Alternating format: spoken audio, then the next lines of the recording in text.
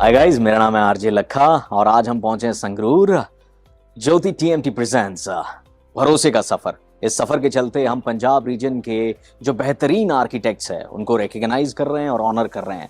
तो इसी के चलते आज हम यहाँ पहुंचे हैं डिजाइन एंड फैब आर्किटेक्ट्स। तो आइए अंदर चलते हैं और बात करते हैं हनीश गुप्ता जी से और जानते हैं बहुत सारी चीजें टीएमटी बार्स के बारे में। हाय गाइस, मेरा नाम है आरजे लखा और ज्योति टीएमटी प्रेजेंट्स भरोसे का सफर। और इस सफर के चलते हम पहुंचे हैं संगरूर और अभी हम बैठे हैं डिजाइन एंड फैब आर्किटेक्ट्स के ऑफिस में। यहाँ पर मेरे साथ हैं इंजीनियर हनीश गुप्ता जी। इनसे हम बहुत सारी बातें करने वाले हैं। बहुत सारे सवाल हमारे मन में होते हैं जब हम टीएमटी बार्स की बात करते हैं, तो वही सवाल मैं इनसे पूछूंगा। पहले इनका हाल चाल पूछ लेते हैं। सर कैसे हैं आप? बढ़िया बढ़िया। नर्वस तो नहीं है? नहीं पक्की गल है? अच्छा सर, तो मैं शुरुआत करता हूँ अपने पहले सवाल से। देखिए, जब भी हम टीएमटी बार्स की क्वालिटीज को खरीदने से पहले हमें ये चीजें दिमाग में आती है कि ये चीज का ख्याल रखना है, इसका ख्याल रखना है, इसका ख्याल रखना है। तो कौन कौन सी चीजें हम चेक कर सकते हैं जिससे हमें पता चले कि हमारे पास जो आया है वो बेस्ट आया है? लखा जी, ऐसा है कि जब कोई भी एक लेमन शॉप पे जाता है तो उसके लिए जो भी एक कॉमन चीजें हैं वो ये है कि वो पहले तो उसका अपीयरेंस चेक करे स्टील का, उसकी लेंथ की यूनिफॉर्मिटी देखे, उसमें जो रिब्स हैं उसकी यूनिफॉर्मिटी चेक करे, और उसके बाद जो हर एक एक मीटर पे कंपनी का लोगो स्टैम्प रहती है, इसमें ग्रेड भी मेंशन रहता है जी, तो वो सारा चेक करे कि वो प्रॉपर है या नहीं है। और उसके बाद एक सर्टिफिकेशन, इसका सर्टिफिकेट देख सकता है वो कि BIS स्टैंडर्ड के हिसाब से इसकी प्रॉपर्टी सारी है या नहीं है जी।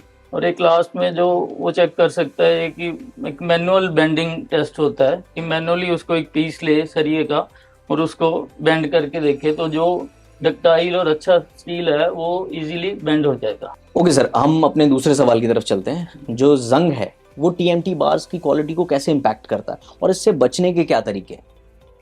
जंग जो है ना सर, ये जब भी ये स्टील को लगता है तो इसका जो ओरिजिनल जो वॉल्यूम है उससे ये इसका जो वॉल्यूम इसको डबल कर देता है। जंग जो है जी, तो वो कंक्रीट पे प्रेशर क्रिएट करता है जी, तो प्रेशर क्रिएट करता है तो उससे कंक्रीट में क्रैक्स आते हैं, स्पॉलिंग हो जाती है, तो उससे इसका स्ट्रक्चर जो है वीक हो जाता है जी। तो इससे बचने के लिए ये है कि अच्छी क्वालिटी का स्टील लेना चाहिए। और इसमें एक जो और बात है इसमें जिसमें हम कंट्रोल कर सकते हैं, कई बार क्या होता है कि साइट पे हम लोग शुरू में ही सारा का सारा स्टील वो डंप कर लेते हैं जी, कि वो लगना मान लो 1 महीने बाद है या 2 महीने बाद है, तो उसमें फिर वो वेदर कंडीशन के कारण उसमें जंग लगने लगता है। तो वो थोड़ा सा इस चीज का भी ध्यान रखना चाहिए कि स्टील उतना की परचेज करें जितना कि हफ्ते 10 दिन में हमारा कंज्यूम हो जाए। आपने कहा अच्छा स्टील, अच्छी क्वालिटी, तो अच्छी क्वालिटी की बात करते हैं। क्वालिटी में कई ब्रांड्स हैं मार्केट में जिनमें ज्योति TMT एक अच्छा वो है जी। तो ओके अच्छा, जब भी हम कंस्ट्रक्शन करते हैं तो हमारे दिमाग में एक और सवाल रहता है कि अर्थक्वेक रेसिस्टेंट होना चाहिए, हमारी कंस्ट्रक्शन इससे बचनी चाहिए, तो वो क्या चीज़ें ख्याल में रखनी चाहिए कि हमसे बचा जा सके? अर्थक्वेक रेजिस्टेंस भी वही है कि ये एक्चुअली एक डक्टिलिटी एक टर्म है जी, क्योंकि जितना सरिया डक्टाइल होगा उतना ये अर्थक्वेक रेजिस्टेंट होगा। क्योंकि उसमें क्या होता है कि जब अर्थक्वेक आता है तो उसमें जब ये ट्रेमर्स आते हैं अर्थक्वेक्स के, तो उसमें स्टील जो डक्टाइल स्टील होगा वो एकदम से ब्रेक नहीं करेगा। अच्छा। धीरे धीरे उसका ऐसे ऐसे एलोंगेशन होगा तो एक नेक फॉर्मेशन बनती है एक्चुअली, जैसे हमारी नेक पतली है ना, तो उसमें वो टाइम मिल जाता है उसको अच्छा क्रैक होने में या टूटने में, तो उतने में आप लोग सेफली उसमें से मूव कर जाते हो। ओके, तो ये ductile steel is the best for it. चलिए, ये एक टेक्नोलॉजी की बात होगी। एक टेक्नोलॉजी और है LRF जी, सो उस टेक्नोलॉजी के बारे में डिटेल में बताइए आप।